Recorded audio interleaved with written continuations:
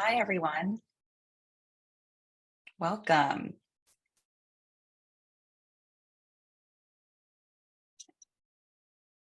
So if you're just joining now, we're going to wait a little bit just to give people a minute or two. But we're so excited to see all of these names coming in.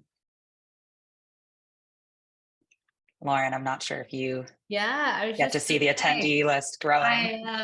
I'm so excited to see so many of you here and so many familiar faces. Some of our matched intended parents, as well as some of our prospective ones that I've had the pleasure of meeting already. I'm so excited to see you all here. Oh, someone's raising their hand. Okay, go for it. Hi, Lisa. Did you want to ask a question before we kind of get going? Oh no, did I raise my hand? Sorry. Yeah. Maybe it's a wave. Oh, okay. Hi. Hi, I'm just pushing buttons here. I love No problem. Okay. I'm gonna change you back to, hold on, and then we can get going. Okay, great. Well, people will probably continue to roll in, but we have a lot to talk about. So I think we can get started and people can jump in. And then we want to make sure that we leave time for all the awesome questions some of you have already asked and new questions that you might have. So Ariel, I'm still seeing Lisa like in the main screen. Are you? Oh, no, I'm not. Let's see. There we go. You still there? Yep, you're good. Okay. Cool. Well, nice to meet everyone. I have talked to some of you, but I haven't met all of you. I'm Ariel. I'm one of the co-founders of Cofertility. I'm also Chief Marketing Officer here, and we are just so beyond thrilled to have you all here. I know Lauren mentioned having some familiar faces on this attendee list. We are so excited to have you all, and we can't wait to connect with you more on a more regular basis. So welcome. We know that all of you are it's kind of spread across the board in terms of where you're at on your journey. Some of you have already matched, some of you are just starting this process. And you know, regardless of where you're at, I think I'd be remiss if I didn't mention that this is a safe space. Everything that gets said here remains completely confidential to this group. I do want to mention that we will be recording this webinar, but not with any names, faces, or any attendee Q&As, but we will be recording the earlier part of this webinar, just so those who missed this one might be able to tune in on our YouTube channel. But everything else is totally confidential. And for the Q&A portion, which will be at the end, you can direct anonymous questions either to me privately in the chat, or you can raise your hand. Just know that if you raise your hand, that would mean that I would essentially change your status over to panelist, and it would give you video. It would give you video access to ask your questions to Sarah and Lauren live. So with that being said, that's a great transition to introduce our amazing panelists, who many of you have met with. The first one I'll introduce, Lauren, who is my amazing co-founder and our CEO. She previously founded Uber Health at Uber, where under her leadership, the business helped millions of patients get the care they need. And before that, Lauren spent the early years of Uber launching its core business throughout the East Coast. So really, really impressive background that inspires me every day and everyone at Cofertility. And her own fertility journey just gave her so much clarity that she wanted to build something meaningful in the area of reproductive health. So welcome, Lauren. Hi. I also wanted to introduce Sarah, Dr. Sarah Juddy, who is a licensed clinical and industrial organizational psychologist in private practice, specializing in fertility. She obtained her PhD from California School of Professional Practice and spent the last 11 years focusing on assisting people build their families using third-party reproduction. So she is the expert in this space, and we are so thrilled to have her. Her expertise really specifically lies in the evaluation of potential surrogates and egg donors, and meeting with intended parents to discuss their decision to use alternative methods to build their family. So welcome, Lauren and Sarah. Thank you. Thank you. So I will present my screen, but I will hand over the mic to Lauren. Give me 1 second while I share my screen.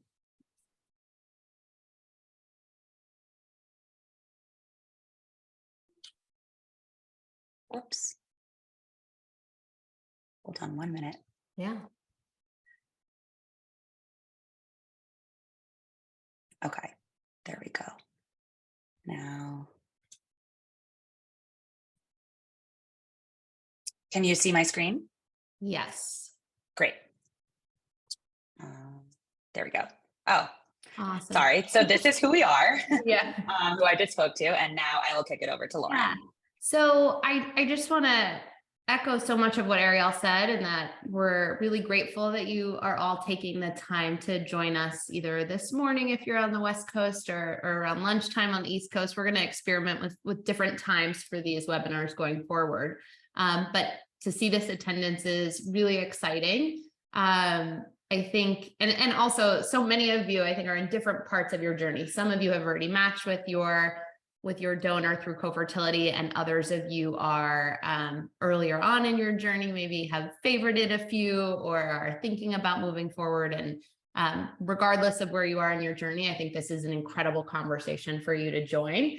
I will also reiterate how excited that we are to have Sarah join us, Dr. Juddy, but we affectionately love her as Sarah. But the minute we met her, we were completely blown away by her expertise, obviously, but more than that, just her ability to connect on a human level and to really understand just how much goes into growing your family through egg donation. And so it was very clear to us in that first conversation and in subsequent conversations that we wanted to bring her on board to help us support everyone in our ecosystem. So I'm really thrilled that she's here to join us. I think most of you have seen this at this point, but know that Cofertility was born out of this idea that the way we build families is different today than it ever has been, and that new options need to exist in this space. So Ariel, Hallie, and I came together after all three of us had what we like to call incredibly winding roads to becoming parents. And I say that because, I think all three of us sort of remained focused on that outcome of becoming moms, and, with our partners, of course, but we were flexible on the getting there, flexible on the journey, and had to sort of take what came our way. And through that, we learned about different pain points in the reproductive space. I think we came from a place where we wished we had the opportunity to freeze our eggs at 25, and then having had to look at the egg donation space from an intended parent perspective, realized just how much was lacking. We realized that it felt really antiquated, it felt really transactional, and that adequate options really didn't exist. I think that what we're building, which truly is a new way of looking at egg donation, is something that, we launched in October and has really had a ton of success so far. So I'll walk you through exactly what that looks like, but I just wanted to say that, like, from us, you won't get the, icky marketing or transactional sort of approach, but you'll get transparency, support, and really a commitment in helping you bring home baby. And hopefully that's evidenced by this webinar today, but I'll talk you through the next slide too, that I think highlights that. So I think, you'll find that at our core, whether it's through the language on our website or in meeting with one of our member advocates or in an experience like this one, we're always trying to put people first. So we honor the unique needs, and this says IPs, but that's our shorthand for intended parents. for the donor who's involved in the process, and also for the donor conceived person, right? Your child, is going to be someone who is donor conceived, and honoring them throughout the process from day one of thinking about growing your family through egg donation is something to think about. And so our team will always work to educate you on what that means. And we work very closely with the donor conceived community. There's a lot of advocacy groups that we've built our programs with their partnership and with that community in mind.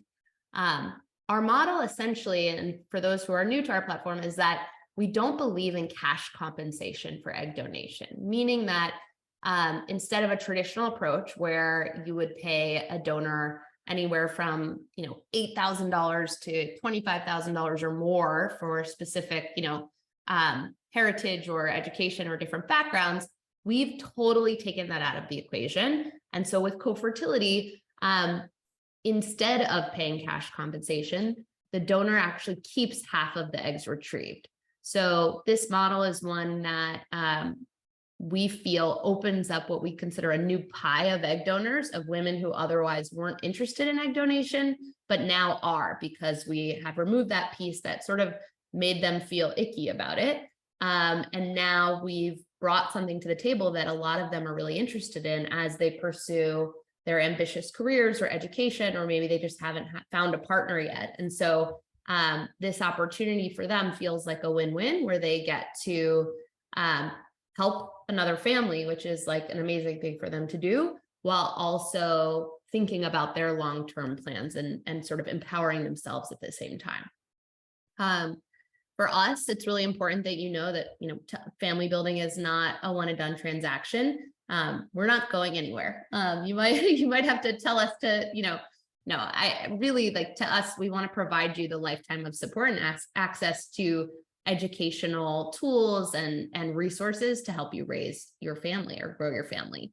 And then the last piece I'll mention, and we're happy to talk more about details of this, but the Cofertility fee that you pay as part of this process when you work with us comes with a baby guarantee, meaning that for whatever reason, something doesn't work out on your journey with the egg donor, we will at no additional cost rematch you with another donor or refund your Cofertility fee until you bring home a baby, right? And the reason we mention that is just because we want you to understand how serious we are about you achieving that goal.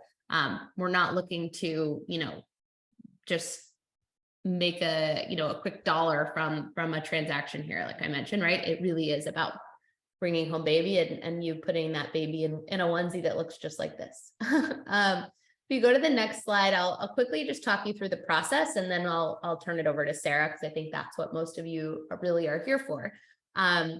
Before you even find a match, and this is the process of finding a match through the end goal here, but before that, we find incredible women who are interested in this opportunity of working with your family to donate half of the eggs retrieved. We make sure she meets all of the clinical standards for egg donation as set forth through ASRM, the American Society for Reproductive Medicine, as well as the FDA. Our clinical operations team reviews those applications in partnership with our REI, our reproductive endocrinologist medical advisors. Our team then has a one-on-one interview with each woman before she gets listed on our platform. If that goes well, she signs a contract with Cofertility that shows she totally understands what she's getting into. And then and only then do we list her to be available to match. At that point, you can sign in with your Family by Co account, and you can review different profiles. Excuse me. At that point, you're able to search using different filters that feel right for you. It could be something that is based on, anything from her physical attributes to her educational background to whether or not she's an extrovert or an introvert. We believe that there's a lot more to someone than just their physical attributes. So we give you a way to filter on those different things. It's also an opportunity, you have an opportunity to set up filters so that you can find a donor, or like if a new donor is added to our platform at any given time that meets your criteria, you'll get an email from our team that says, hey, new donors have been added that match your criteria. From there, and I will say, like, there's a few things you should think about before you find a match.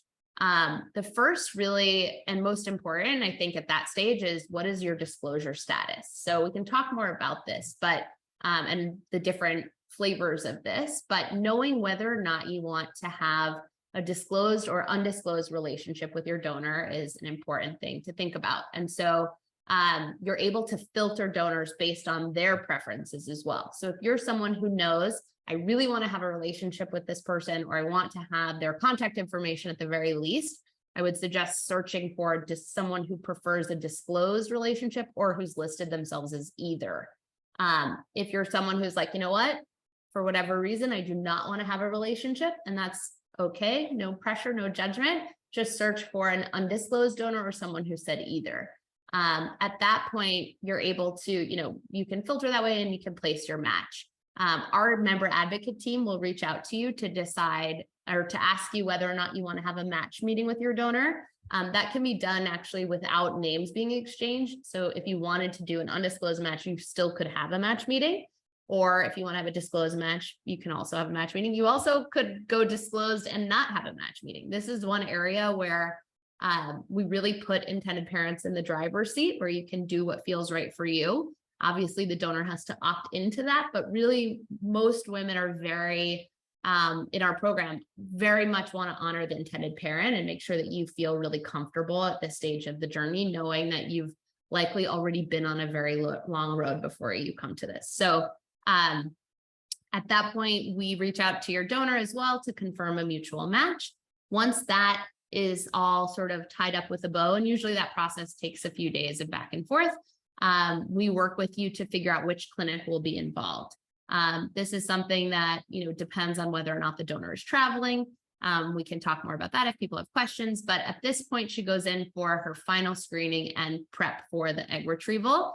There's a number of steps involved here that could take, depending on which clinic or depending on which genetic test, could take differing amounts of times. But usually this takes about a few weeks, and then the legal agreement phase takes another couple weeks. And then she moves into the egg retrieval phase. This can happen between 10 to 14 days. And she takes, self-injected medication throughout that process. And then the eggs are split at the end of the retrieval between the donor and the intended parents. If there's an odd number of eggs, the odd egg goes to the intended parents. Her half of the eggs get shipped to long-term storage, and then yours move forward to be fertilized. In some cases, we can freeze those eggs and send them to your clinic, and then they get fertilized. But in other cases, we're working with you to make sure they're fertilized right away. A lot of people test their embryos, but again, up to you. And then at that point, either they stay frozen until you have a surrogate or gestational carrier you want to move forward with, or you do the transfer, to the intended mother. At that point, the embryo transfer happens in office, and then hopefully a positive pregnancy test from there. This is definitely a distilled down version, and there's a lot of steps, but that's why everyone who matches with Cofertility gets a dedicated member advocate. Our member advocates are incredibly well-versed in this process. They've all come from the third-party reproductive space, and are incredibly responsive and really proactive, I think, in guiding you through this journey. From here, I'd love to turn it over to Sarah to just dig in a little bit on these important topics as it relates to egg donation. Great. Thank you, Lauren. That was great. Hi, everyone. So before I start, I really did want to acknowledge that I understand that everyone is maybe at different points in their journey. Some of you are still deciding whether you want to move forward, and then some of you are already matched. So as I answer the questions, I may give you maybe too much information, or maybe I might not give you enough information, but just know that we will be doing more of these and going more in depth in the different topics. So today's more just kind of, giving you a little flavor of what to expect. So let's talk a little bit about some important things to think about when you are using donor eggs. Specifically, one of the big questions I get is what type of relationship should I have with the donor, or what does that look like? So we have two different types. There's the disclosed versus the undisclosed. Disclosed is you exchange your contact information directly with your egg donor, and you can have as much interaction with her as you like. I've seen everything from both ends of the spectrum, where the donor is involved in birthday parties and Facebook, Instagram, all the different social media, all the way to just interacting during the donation phase, and that's it. Some just kind of let the relationship grow organically. So it all kind of depends what you make of it. Whereas the undisclosed is you communicate directly with Cofertility. So Cofertility is kind of like the facilitator, the middleman, and they'll be talking with the donor, or you talk directly with the donor, but you're not disclosing any of your contact information directly. Going into match meetings, that's something that I highly recommend. A match meeting is where you get to meet your donor, either face-to-face, in person, or through video. And I think that that just gives you a really great opportunity to bring your donor to life, right? Bring her off that paper and see her that she's a human being. She's a person sitting here in front of you. You get to see her mannerisms. You get to ask her questions. And she gets to do the same with you. She gets to see, who you are, what type of family you are. So she can make a decision too. Like, yeah, this is a good connection. This is a good thing for both of us. A lot of parents definitely are nervous entering a match meeting, and so is the donor. I facilitate, I don't know how many at this point, maybe hundreds of meetings. And there's always this nervous energy in the room. Everyone is a little bit scared, a little bit excited. You don't know what to expect. You don't want to, be rejected, or you're worried, right? But as soon as you sit in the room and you start talking, I love seeing how the relationship just unfolds, because you see that both of you are in here for the right reason. Both of you, or three of you, are in here because the goal is to help you grow your family. And I can usually just sit back and watch the conversation just organically grow. And it's a really beautiful thing and a great opportunity. But a lot of parents are nervous going into it. And that's something, I can talk to you beforehand, the meeting, on, things to think about, questions to ask, what to expect. Yeah, Can I go ahead. interrupt you for 1 second, Sarah? One thing Yeah. that our member advocates do ahead of time that I think is really helpful is we provide you with both you and the donor with conversation starters for this meeting. So it's something that you can feel at least like, you both have seen those questions ahead of time. And so if you have like a momentary awkward like lull in conversation, it's really nice to fall back on that. The other option that we give, and your member advocate will join at the top of the call at least to like make introductions, but you're also welcome to have someone from our team stay on the call the whole time. We've done every type of meeting, and so no pressure either way, but you have options at least. Yeah, and that's wonderful. I love that you have options and you can go in based on your comfort level, what you're ready for, where you're at, and what you want. There's really no right or wrong, but I love that Cofertility gives you different options, right, for what it is that you want. So one of the questions is how and when to discuss donor conception with future children. Ariel, do you want me to go ahead and start answering that question?